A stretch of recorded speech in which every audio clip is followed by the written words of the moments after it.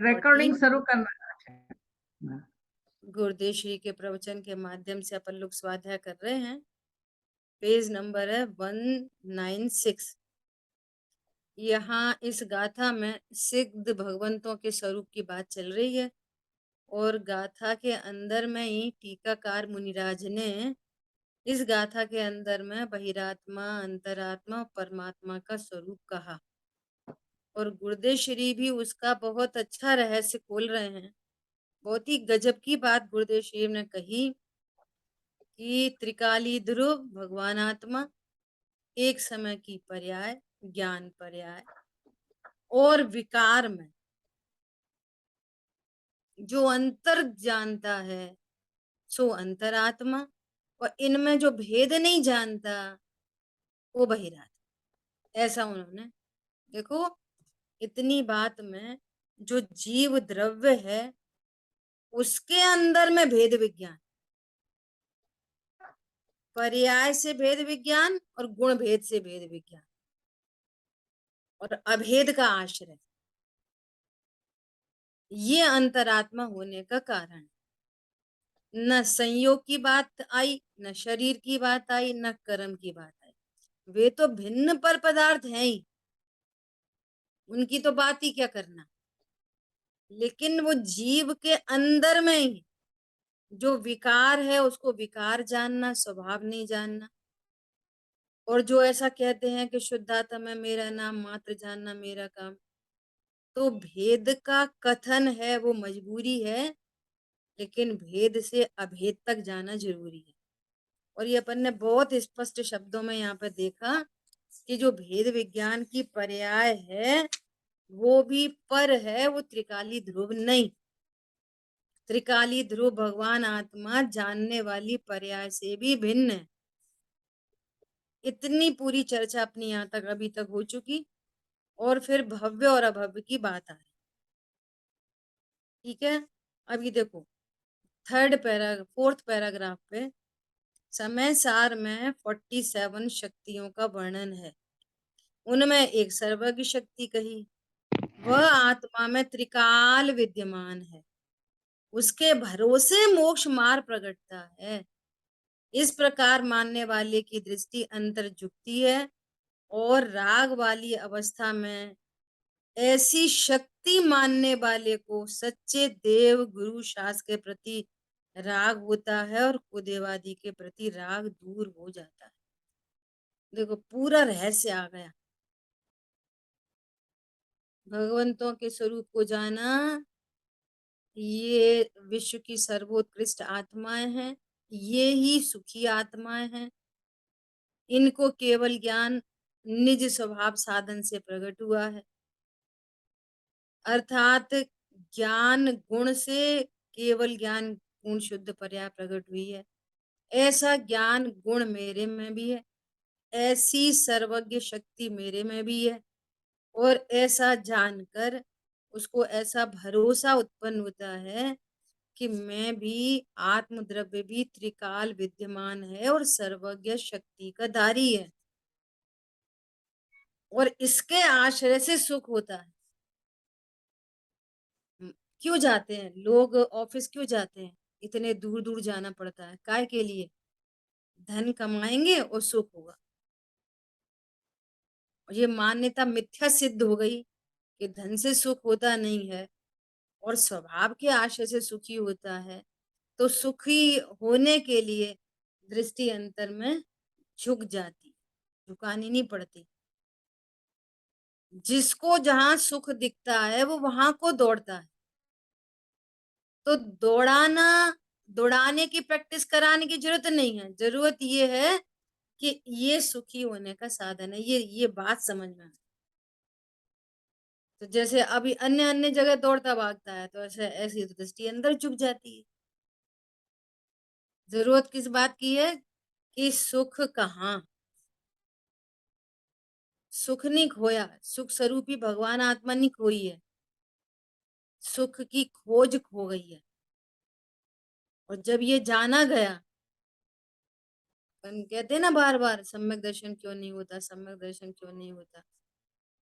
पहले तो ये बताओ कि तुम्हें ये पता है कि देव सुखी है, अनंत परमात्मा सुखी है, सिद्ध भगवान सुखी है, पांच परमेष्ठी भगवान सुखी हैं, ये बताओ पहले।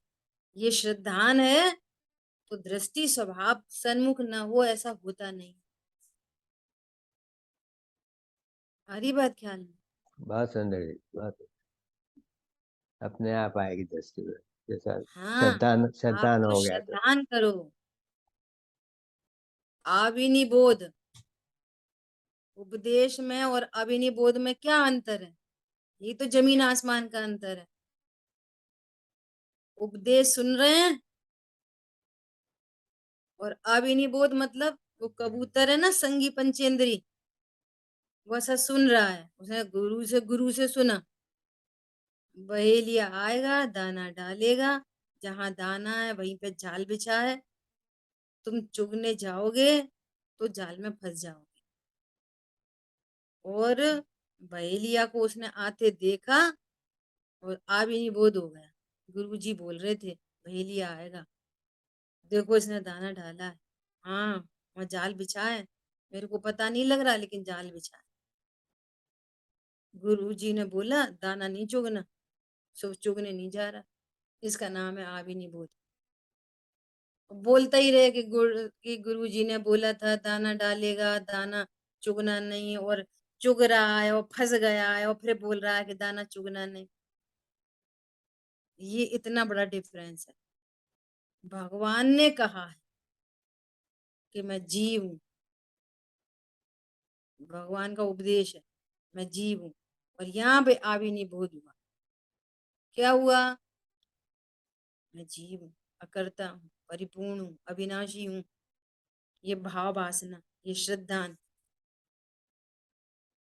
ये आश्रय बंध है, ये दुख रूप है। भगवान ने कहा है कि तुम इसके कर्ता नहीं, ये घाती कर्म के उदय का कार्य है, ये विकार है, ये स्वभाव नहीं। शुभ अशुभ दो तरह के परिणाम नहीं, दोनों ही आश्रव है। इसलिए शुभ परिणाम के प्रति लालसा नहीं, शुभ अशुभ में कोई भेद नहीं, ये अविनिबोध है। क्या बोला? जैसा जैसा भगवान बता रहे हैं वैसा वैसा ज्ञान स्वीकार करता है तो दृष्टि अंतर में झुकती ही है। ठीक है? उपदेश और देशना, और देशना लब्धि तो प्रायोग्य में चला जाता है, तो कर्ण लब्धि में भी चढ़ जाता है। ऐसा देखो क्या कह रहे हैं श्वेतांबर संप्रदाय के। देखो मेरे को दो बातें और पहले कहनी है, फिर मिस हो जाएगी, फिर अपन आगे पढ़ते हैं। कल चर्चा हुई थी कि नरक से, पहले नरक का नारकी निकल के मेरे को मिस हुआ था कि वो असंगी बन सकता है ना। सातों ही नरक से निकलने वाले जीव संगी पंचेंद्री होते हैं,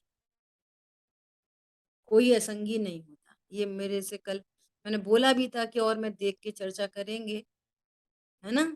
तो फिर मैंने तत्वार सूत्र जी में देखा तो वहां पे भी यही वाली बात लिखी थी कि पहले नरक तक असंगी तो पहले नरक तक जा सकते हैं, जाने की बात थी, पर वो वहां से निकलेंगे तो संगी होते हुए ही निकले। सातों नरक से नारकी संगी पंचेंद्री मनुष्य या त्रियंच होते हैं। नार की मर के नार की नहीं होता, नार की मर के देव नहीं होता, और वो मनुष्य और त्रियंच गति में जाते हैं तो संगी पंचेंद्री ही होते हैं, एक इंद्री से असंगी तक नहीं होते। परंतु उल्टा ऐसे हो जाता है कि पहले नरक में असंगी जीव भी जा सकते हैं, लेकिन एक इंद्रिय और विकलत्र नरक में जाते ही नहीं है। बराबर। तो क्या? फिर एक प्रश्न होता है कि ये क्या नियम है? नियम, नियम उनका रूप है। उतना शुभ भाव हुआ तो वो उस तरफ ले जाता, वो तो बात ही नहीं हुआ ना। तो ये हाँ, मेरी समझ के हिसाब से कि नियम है इस तरह का।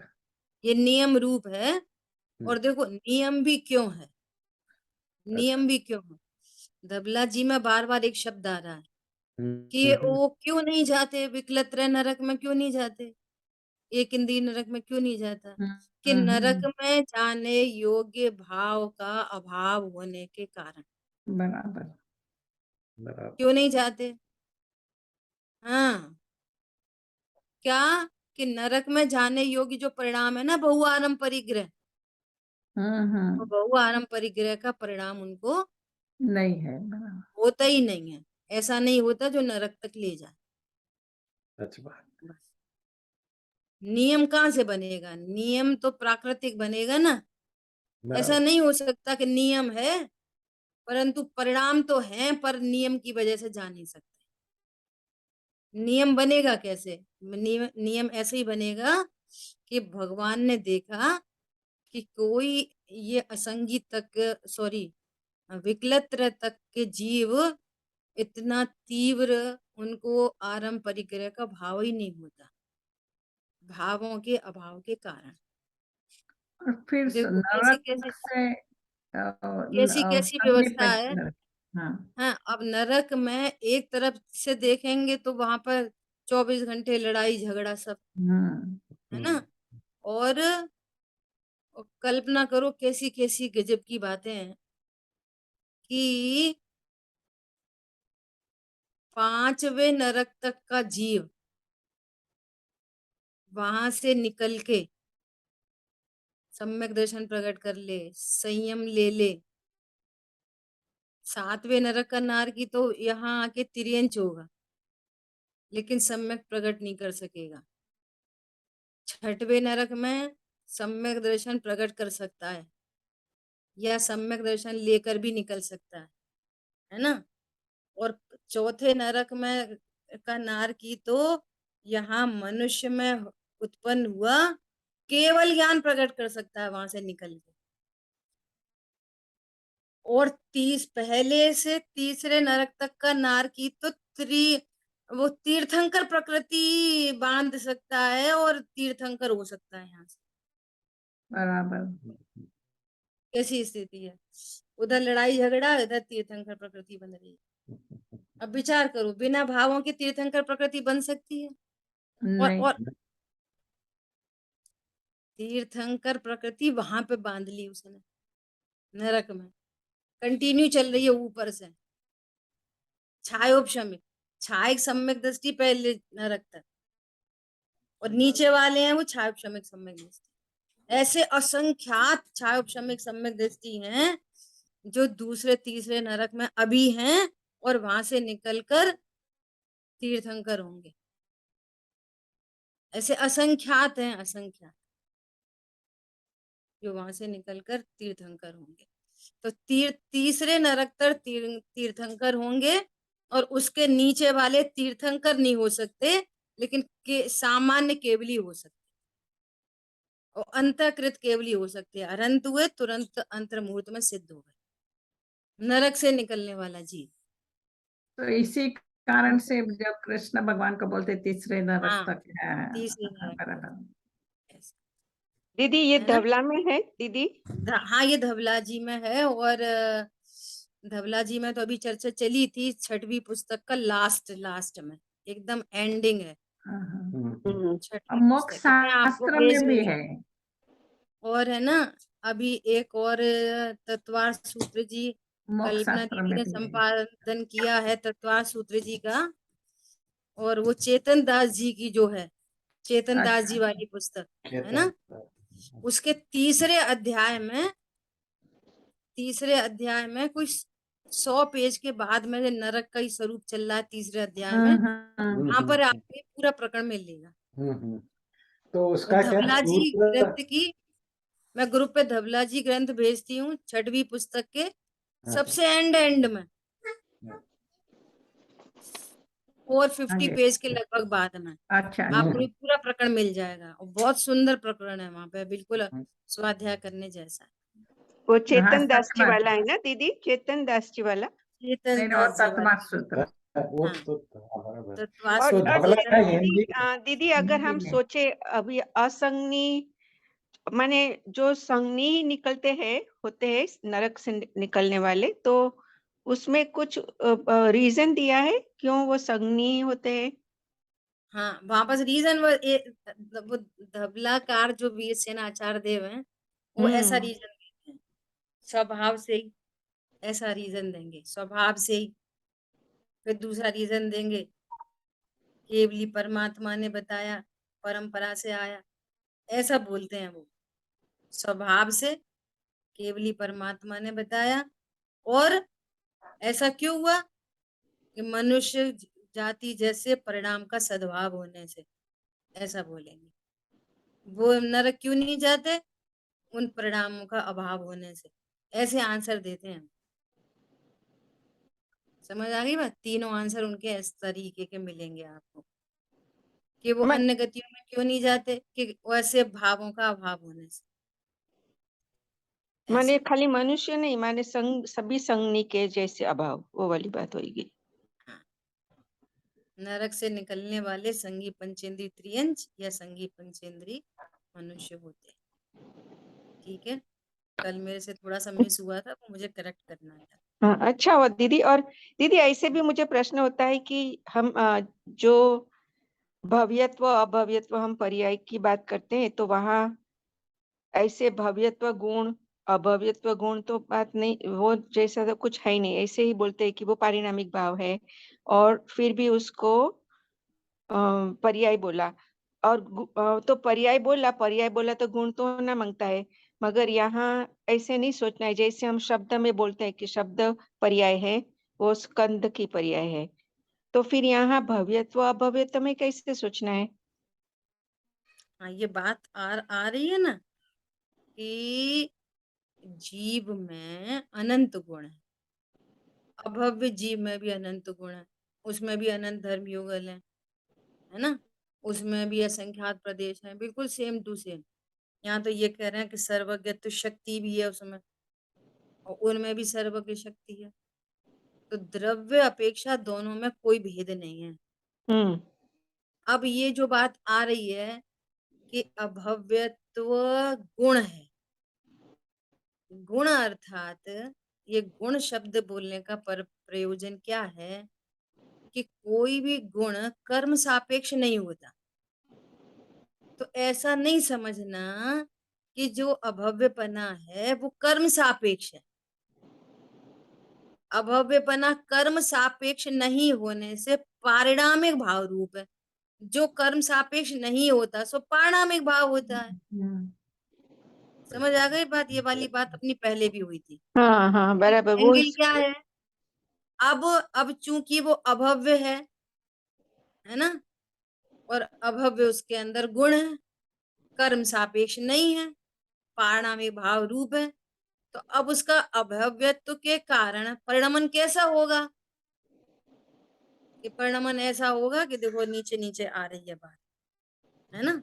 अपन अभी इस जो आपका प्रश्न है ना, इस पूरे पेज में वही आंसर है, अगले पेज तक भी। अपन थोड़ा स्पीडली पढ़ते हैं, ठीक है? आपको हाँ आंसर भी मिलेगा, अपनी स्वाध्याय भी होगी।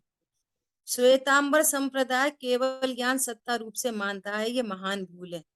केवल ज्ञान प्रगट रूप है, किंतु कर्म के बादल में ढका हुआ मानते हैं, और आवरण दूर करना चाहिए, इसलिए उनका वजन कर्म के ऊपर रहता है। सो ये पूरी बात ही गलत है, महान भूल है। ठीक है, कुंद आचार्य कहते हैं कि निश्चय न्याश्रित मुनिवरों प्राप्ति करें निर्वाण की। जिसको निश्चय शक्ति का आश्रय है वे मुक्ति प्राप्त करते हैं। स्वभाव के आश्रय से वीतरागता प्रगटती है। इस प्रकार दोनों के शास्त्रों में महान अंतर है, इसलिए जीव को निर्णय करना चाहिए किसको पढ़ें किसको सुने, क्या पढ़ें क्या सुने, ये पर्टिकुलर आपकी जिम्मेदारी। अब क्या कह रहे हैं? अब शंकाकार कहते हैं, जो आपका प्रश्न है कि अभव्य जीव में परमात्म दशा शक्ति रूप से रहती है, तब अभव्य कैसे हो? सारे जीव सिद्ध समान है, तब फिर उसको अभव्य क्यों कहा जाए? उत्तर, अभव्य जीव को भी उसके आत्मा में तो परमात्मा होने की शक्ति है, किंतु उसको उसका विश्वास नहीं होगा, उसका ज्ञान राग में अटकता है, अतएव उसको अनंत ज्ञान दर्शन आनंद वीर प्रकट नहीं होते। जैसे अंध पाषाण में से सोना पृथक नहीं होता, उसी प्रकार अभव्य को कभी धर्म नहीं होता। उसकी शक्ति केवल ज्ञानादि की है, वह नहीं जाती। शक्ति थोड़ी कहीं चली जाती, द्रव्य स्वभाव से तो दोनों एक है। अब सुनो, ये अगले पैराग्राफ तक अपनी बात और स्पष्ट होगी। शुद्ध न से परमात्म रूप शक्ति तो भव्य अभव्य दोनों में समान है। यदि अभव्य जीव में, स्वयं बहुत अच्छा हेतु दे रहे हैं, अभव्य जीव में केवल ज्ञान रूप शक्ति मानने में नहीं आए तो फिर केवल ज्ञानावरण कर्म सिद्ध नहीं होता। देखो गजब की बात। फिर ये भी मानना पड़ेगा क्या कि अभव्य जीवों को कई सारी कर्म की प्रकृतियां नहीं होती। अभव्य के लिए ऐसा मानना पड़ेगा कि उसको दर्शन मोहिनी की प्रकृति नहीं होती, उसको अभाव ही नहीं करेगा, उसको जरूरत भी नहीं है अभाव करने की।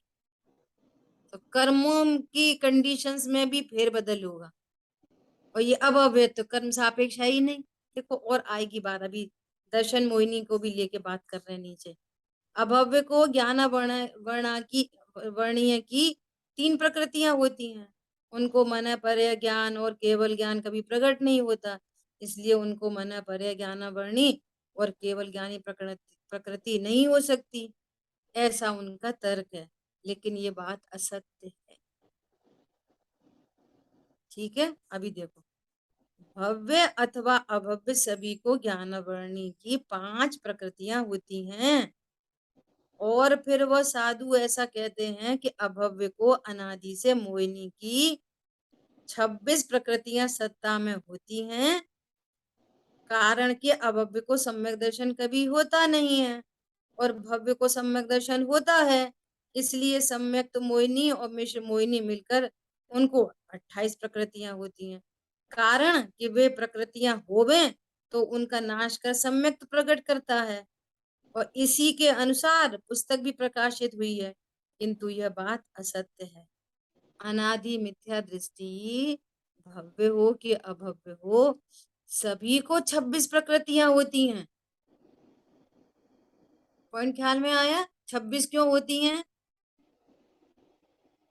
दर्शन मोहिनी की हाँ एक ही जी दीदी, प्रकृति होती है, हाँ मिथ्यात्व। भव्य भव्य दोनों को। हम्म। और जब वो टूटती है ना तो फिर वो 3 में टूट जाती है, तब बराबर। सादी मिथ्या दृष्टि को 28 प्रकृतियां होती हैं। ये देखो एक एक बात की मिसिंग होने पर कैसे कैसे अर्थ निकल जाते हैं। सादी मिथ्या दृष्टि जीव को मोहिनी की 28 प्रकृतियां होती हैं, इनने क्या निकाल लिया, अभव्य को 26 होती हैं और भव्य को 28 होती हैं। ऐसा भव्य अभव्य का फेर कर्मों में नहीं है। उनको मन पर ज्ञान कभी प्रकट होगा नहीं, उनको केवल ज्ञान कभी प्रकट होगा नहीं, तो ज्ञान अवर्णी की 3 ही प्रकृतियां होती हैं भव्य जीव को। तो वो कह रहे हैं ये सारी बातें असत्य हैं। ठीक है, इस तो दीदी फिर कंक्लूजन तो वही हुआ ना कि पर्यायगत योग्यता। हाँ बस, पर्यायगत योग्यता भी क्यों, पर्यायगत योग्यता क्यों, तो उसका कारण कि ये स्वभाव से ही अभव्य है। उसका कारण क्या, स्वभाव से ही अभव्य है, इसलिए स्वभाव उठाना पड़ेगा, स्वभाव से हम्म। ही अभव्य। और वो और अभव्यता उसकी स्वभाव इसलिए कर्म बोलना पड़ता है दीदी, स्वभाव क्योंकि वो कर्म सापेक्ष नहीं है, इसीलिए स्वभाव बोलना पड़ता है। ये ये ये है इम्पोर्टेंट, है ना। तो दीदी भव्य वहाँ एक सेंटेंस गुरुदेव का ऐसे भी आया था पहले कि भव्य और अभव्य के हर एक पर्याय, जो नई नई पर्याय होती है वो हर एक में अभव्यपना होएगा। बराबर है, तो बराबर मैंने है। मैंने हर एक गुणों भी लेना है वहाँ। नहीं, गुण को नहीं लेना है। देखो फिर से, वो पिछली बार भी ये वाली बात आई थी ना, उसकी क्या नाम है, योग की बात आई थी। गुण तो अनादि, योग गुण की बात है।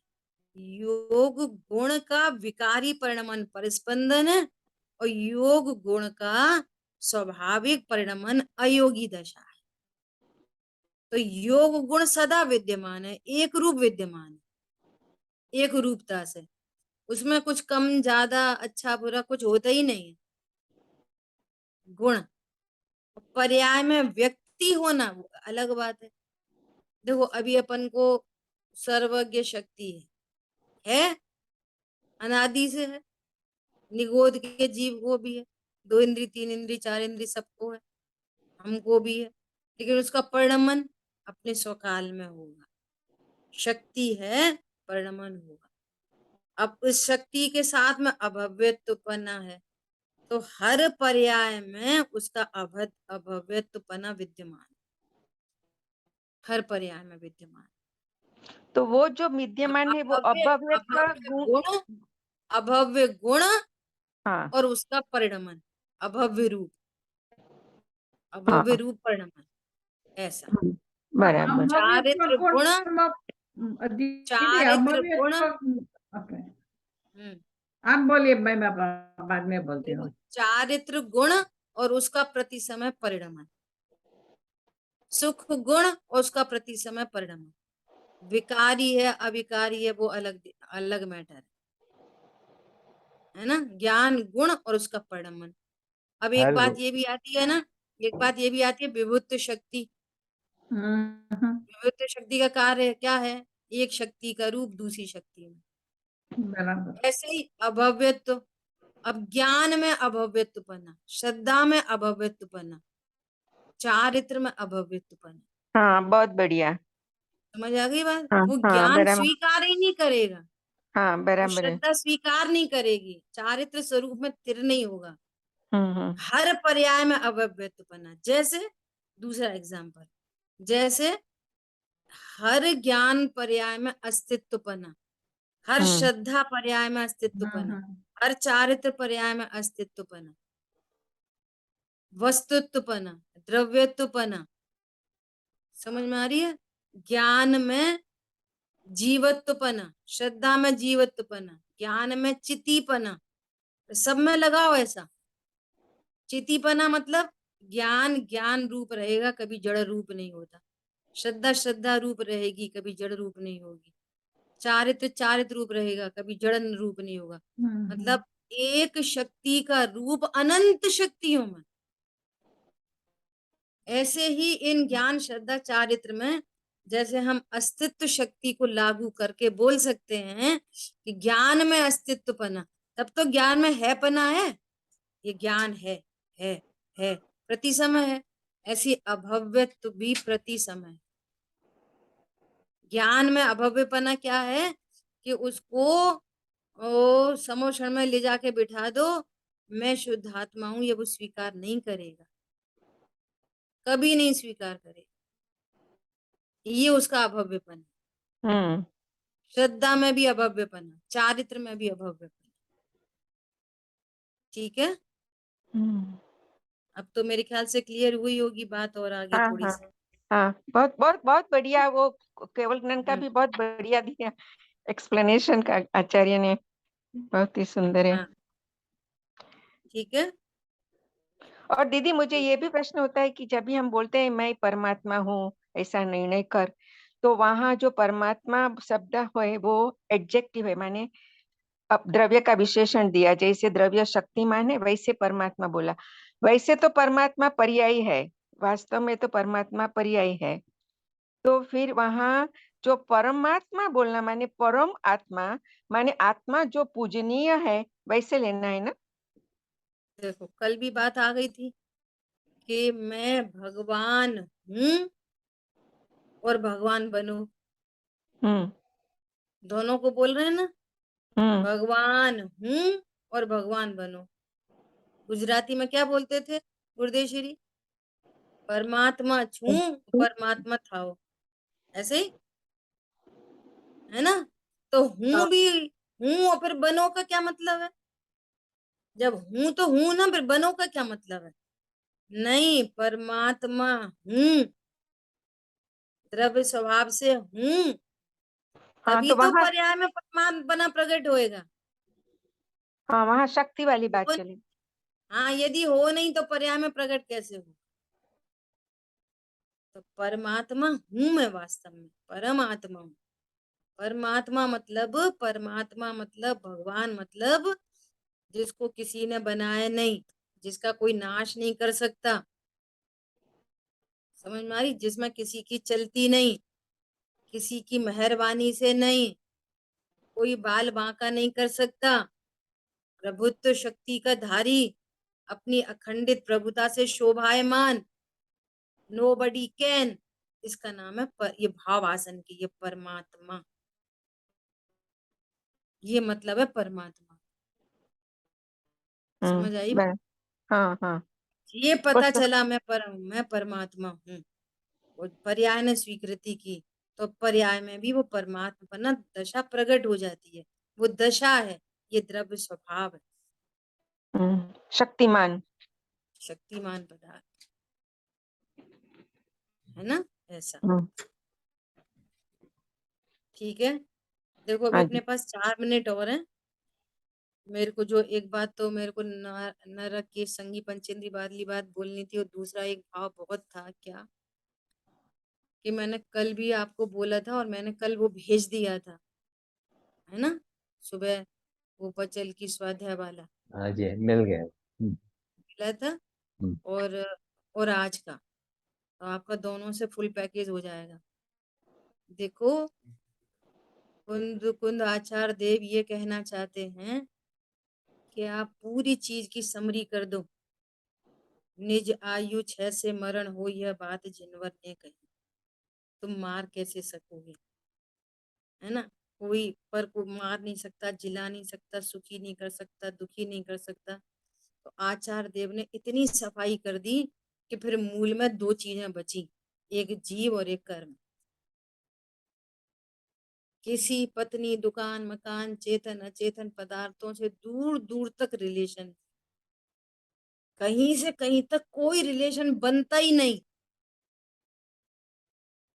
तो मूल बात ये है कि ये जो कर्म एक अदृश्य शक्ति है ना, मति शुद्ध ज्ञान का विषय नहीं है, एक अदृश्य शक्ति है जो हमें दिखती नहीं है। हमें तो ये दिख रहा है कि उसने गोली मारी और वो मर गया। हाँ जी। भगवान अदृश्य शक्ति को दिखा रहे हैं, गोली मारने से नहीं मरा, अपने आयु कर्म के 6 से मरा। तो ये इस अदृश्य शक्ति का आप श्रद्धान करो। समझ आ रही बात? हाँ जी, बात सुंदर। ऐसा, अरे वो तो ट्रेन से कूदने जा रहा था, वो एक व्यक्ति आया, उसने ऐसे शर्ट की कॉलर पकड़ी और अंदर खींच लिया, तो हमें दिख रहा है कि इसने बचाया।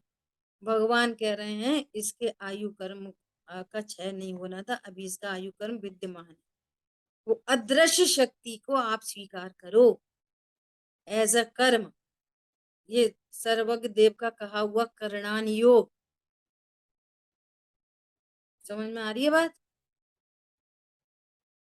या तो भगवान बहुत के सुंदर कहे है से तो। मान लो, स्वीकार कर लो, भगवान हाँ कह जी। रहे हैं, और या फिर आप हेतु लगा के, लॉजिक लगा के समझ लो। हमारे सामने रोज घटनाएं घटित होती हैं, हाँ जी। हमारा परिणाम है आपको अच्छे से तत्व समझ में आ जाए, लेकिन आपके कर्म का वैसा क्षयोपशम न हो तो कौन समझा दे? और कितनी बार जो समझा नहीं सकते, और आप उधर से ऐड करते हो, दीदी इसका मतलब ये भी हो सकता है, ये भी हो सकता है। तो वो हाँ अदृश्य ज्ञानावणी कर्म का क्षयोपशम समझ में आता है कि नहीं आता? हमारा तो बहुत भाव है कि घर के लोगों को सुखी करें, बहुत पैसा खर्च करते, घूमने के लिए मना नहीं करते, वो नहीं मना करते, लेकिन उनकी चारित्र की परिणति में चारित्र मोहिनी कर्म का तीव्र हृदय है, तो उनको हमेशा नेगेटिव एटीट्यूड बना रहता है। हाँ जी। तो एक अदृश्य शक्ति चारित्र मोहिनी कर्म की सत्ता भाषित होती है कि नहीं? बोलो, एक सामान्य लॉजिक से भी।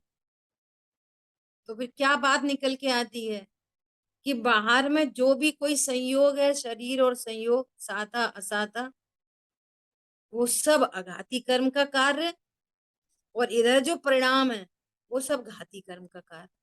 बाकी दुनिया नथिंग एट ऑल। दो चीज एट लास्ट में सेंट्रलाइज हो गई, एक जीव और एक कर्म। पत्नी बच्चे दुकान मकान सुख दुख देने वाले, जन्म मरण कराने वाले, नहीं, वो बड़ी। बोलो, ये हाई कोर्ट का फैसला है। और अब इससे क्या लाभ मिलेगा, लाभ क्या मिलेगा, ये बात समझ के कि भैया सीता जी को राम ने नहीं निकाला, कर्म का उदय। अंजना सती को छोड़कर पवनजय नहीं गए, कर्म का उदय। तो हम करेक्शन राम में और पवनजय में नहीं करेंगे, अच्छा, हाँ जी, करेक्शन कहाँ करेंगे, अपने ही कर्म का उदय। हाँ जी, ये है आर्ट ऑफ लिविंग। वो मानेंगे उसको, हाँ जी, ऐसा, हाँ। अब कर्म का उदय कैसे बदलेगा, तो घाती कर्म में पुण्य पाप का उदय बदलेगा, शुभ अशुभ भावों का फर्क पड़ेगा।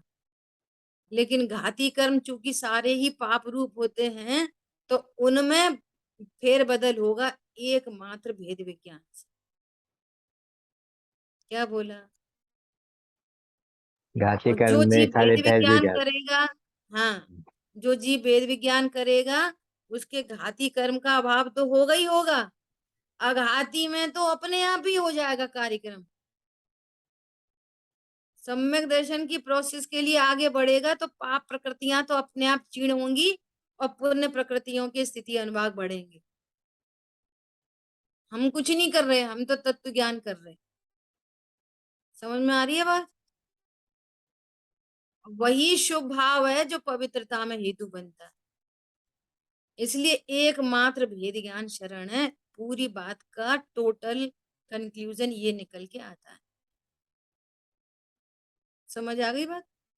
और आप गंभीरता से वो दोनों, आज का 4 तारीख और 5 तारीख, बात ये सुंदर दोनों जी, तो जरूर सुन लेना सब लोग। हाँ जी, कल हाँ सैटरडे जी, संडे, ठीक है? हाँ जी, बहुत बहुत सुंदर।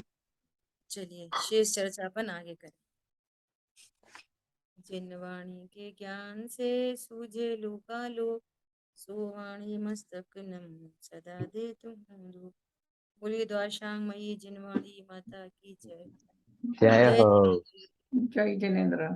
जय ठीक जिनेन्द्र। है, तो मंडे को हम लोग इंडिया टाइम 7 बजे मिलते हैं, है हाँ ना? जी, 15 मिनट कल पहले नहीं। मैं हाँ, भेज दूंगा मैसेज। अच्छा, ओके, जय जिनेन्द्र।